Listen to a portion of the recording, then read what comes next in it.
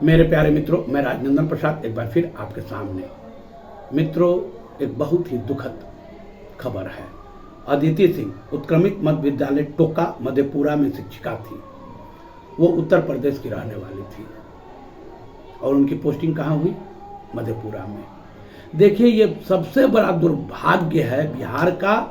देखिए, आप नौकरी दें या न दें, ये आपका विषय है। बिहार सरकार का ये विषय है कि नौकरी दे या न दे। देने का मतलब ये नहीं है कि पूरब का आदमी को पश्चिम में और पश्चिम के आदमी को पूरब में। ये क्यों दिया जाता है ये भी हम जानते हैं।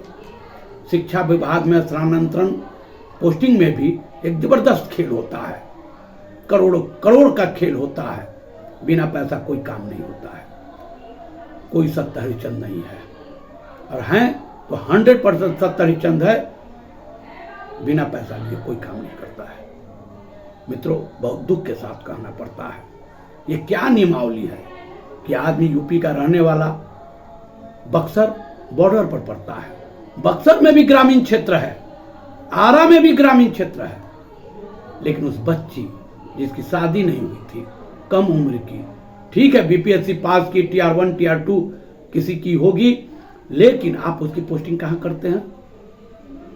सुदूर बिहार के कोने में, मधेपुरा जैसे जगह पर आप कर दिए। बेचारी को क्या परेशानी हुई नहीं हुई ये तो जांच का विषय है, क्योंकि उसके रूम में रहने वाली जो कलीग है वो कह रही है कि वो अकेले रहती थी और एकांत में क्या सोचती थी नहीं सोचती थी, वो फंदे पर लटक गई।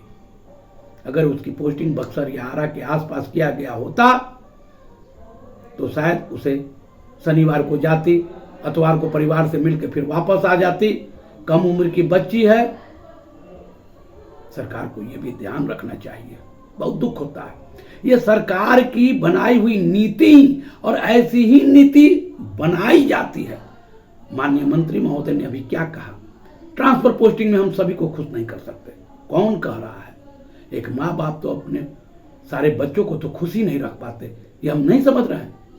लेकिन घर है सिवान, पोस्टिंग है कटिहार के संग अररिया पूर्णिया, घर अररिया पूर्णिया, उसको कैमूर आप भेज दिए। ये क्या सही है? प्यारे मित्रों, ये गलत है, ऐसा नहीं होना चाहिए। खैर, आपकी मर्जी, आपको जहां मन करे पोस्टिंग कीजिए, क्योंकि आपको आजादी है।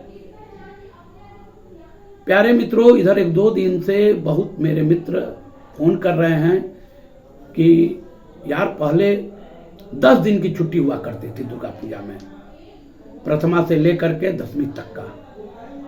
इसको काटते काटते अब 7वीं से 10वीं का दिया गया है। क्या उदाहरण देते हैं? उदाहरण देते हैं कि सभी सरकारें 7वीं तक, 6वीं तक खुला रहता है, 7वीं से बंद होता है। कितनी बेवकूफी भरा ये जवाब है। सभी विभागों में ऐसे कई ऑफिसर कर्मचारी हैं जिनका कलम अटेंडेंस करने के बाद दोबारा नहीं खुलता है। उनका वेतन लाखों रुपए हैं। चपरासी भी है तो एयर कंडीशन में बैठ रहा है और बिना पैसा दिए हुए सचिवालय में काम नहीं हो रहा है। यह अलग बात है। रात के 8 बजे भी जाइएगा सचिवालय में तो किसी न किसी रूम में, किसी टेबल पर काम करते हुए लोग होंगे। लाखों रुपया मिल रहा है, अलग से पैसा मिल रहा है, रूम एयर कंडीशन है, और उनका मुकाबला एक पंचायत शिक्षक, प्रखंड शिक्षक, नगर शिक्षक करेगा। और आप कह रहे हैं कि छुट्टी उन लोगों के साथ कंपेयर किया जाएगा जहां प्रतिदिन बच्चों के साथ जूझना पड़ता है। वे भी वैसे बच्चे जिसे तन पर कोई कपड़ा ढंग से नहीं होता था। ये स्कूल ड्रेस आने से थोड़ी बहुत रौनक आ गई है, घर में वो खाना नहीं मिलता है। बच्चे स्कूल आ जाते हैं, पेट दाबे रहते हैं कि दोपहर का भोजन तो मिलेगा ही। वैसे बच्चों को पढ़ाना है। ये डीपीएस के बच्चे नहीं हैं जहां एक से एक खाना टिफिन में लेके आ रहे हैं और उस खाना को भी फेंक देते हैं, नहीं खाएंगे। यहां तो जो खाना मिलता है जग जाहिर है। ठीक है, कुछ स्कूलों में तो बहुत ही बेहतरीन खाना मिलता है, हम शिकायत नहीं कर रहे हैं, लेकिन कुछ जगहों की स्थिति बहुत दयनीय है अभी भी। मेरे प्यारे मित्रों, आप प्राइवेट स्कूल से सरकारी स्कूल की कल्पना नहीं कर सकते, और सरकारी विभागों, खासकर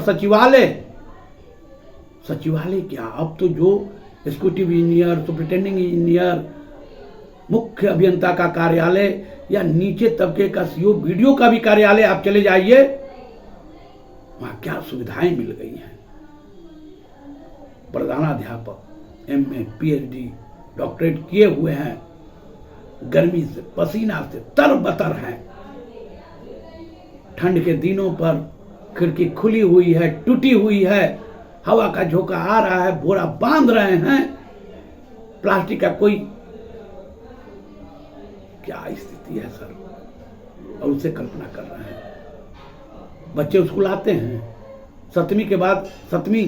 प्रथमा के बाद बच्चे खुद पूजा पंडाल में इधर उधर घर में काम करने लगते हैं, और ये छुट्टी कोई नाजायज नहीं है, ये छुट्टी वर्षों से मिलती रही है। ये चुनावी गणित है, किसको खुश करना है वोट लेने के लिए, सांप्रदायिकता की बू आती है, या आप किसी को खुश करने के लिए किसी का पर्व त्योहारों का छुट्टी काट लेते हैं। क्या उन दिनों जब प्रथमा से लेकर के 10वीं तक की छुट्टी देते थे वे लोग बेवकूफ थे कि कायर थे, और आप सबसे बड़ा बुद्धिमान हो गए, आप ही के कार्यकाल में मिलता रहा है।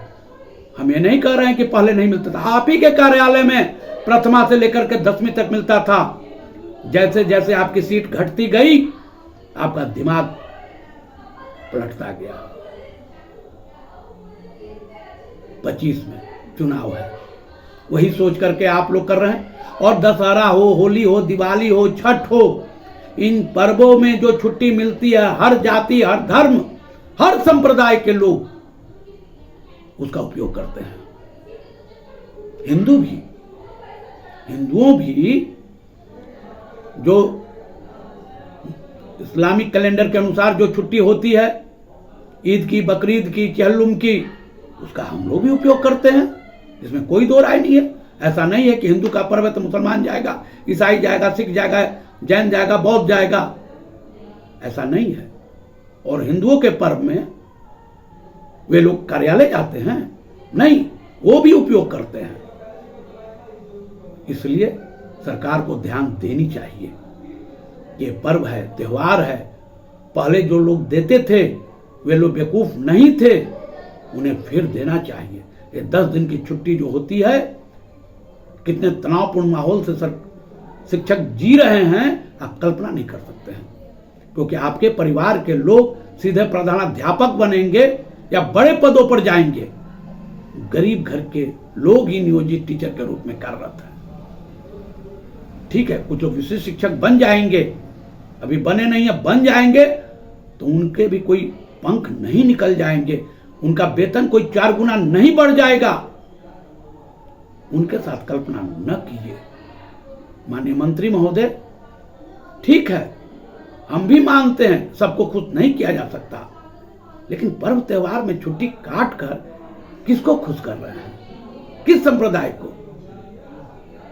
सर, हम आपसे निवेदन करेंगे, ये बच्चे, ये शिक्षक सब आपके परिवार के हैं, आपके ही लोग हैं। हमारी तो मान्यता है कि जो राज करेगा जनता उन्हीं के साथ होती है।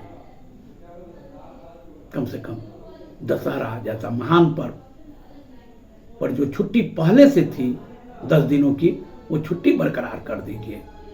वैसे भी आप पिछले साल होली में ट्रेनिंग करवा चुके हैं, बहुत सारी छुट्टी आप काट चुके हैं। जो काटने वाले थे उनकी अभी क्या स्थिति है वो आप भी देख रहे हैं।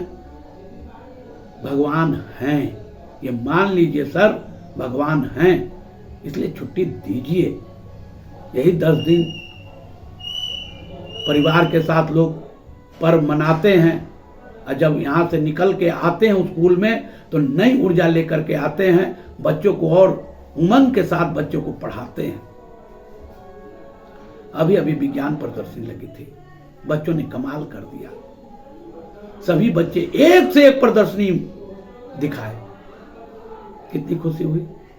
इसलिए प्यारे मित्रों, कुछ कीजिए, कुछ कीजिए। मैं राजनंदन प्रसाद आपसे निवेदन करूंगा कि आप मेरे चैनल को शेयर करें, सब्सक्राइब करें, लाइक करें। धन्यवाद, बहुत बहुत धन्यवाद।